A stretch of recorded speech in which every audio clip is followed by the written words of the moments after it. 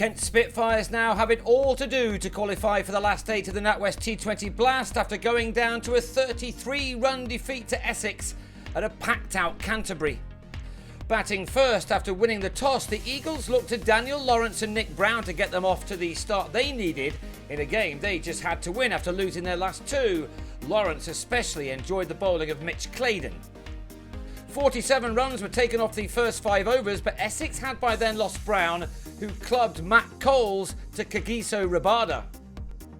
Coles struck again in his 3rd over, Lawrence driving on the up to Sam Northeast to go for 27.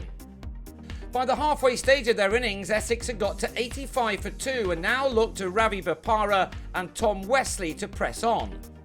Wesley struck the only 6 of the innings off James Treadwell, as these 2 batsmen provided just the partnership their team required.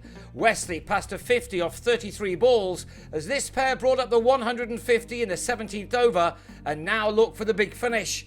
The last 3 overs of the innings had to be tight ones as far as the Spitfires were concerned. But Bopara went after David Griffiths, the last over of the innings going for 16 runs, the batsman making a 50 off 34 balls.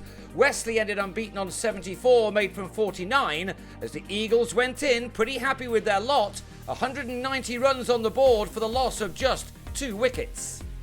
So the Spitfires needed a good start to chase that down, but lost Daniel Bell-Drummond at the start of the 3rd over, as on 12 a leading edge gave David Masters a return catch. Northeast put that loss behind him by smashing Masters for a 6, while Joe Denley struck 2 fours off Graham Napier in the last over of the power play. The total read 48 for 2 after 6, Denley having a swing and a miss to be bowled by Napier for 21.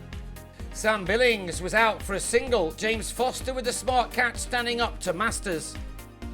Lawrence then came on and bowled Northeast behind his legs for 22, and when Alex Blake nicked off to Bopara just after hitting back-to-back boundaries, Kent were left on 80 for 5 in the 11th over.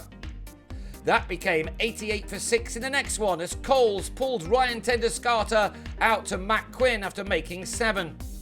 The Spitfires' last hope lay with Darren Stevens, who hit 3 fours off a Napier over, but the target was still a stiff one, with 80 runs now required off the last 6 overs. Treadwell was guilty of ball watching to be run out by Bopara, while Rabada was plumb in front to Tenduscarter to the first ball he faced.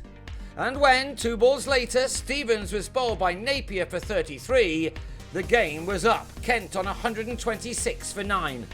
Claydon and Griffiths did well to add 31 for the last wicket, but the Spitfires were dismissed in the last over for 157 as the latter was bowled by Napier. So after a good run, Kent are left needing to win their last match next Friday at Surrey, while also wanting a number of other results to go their way.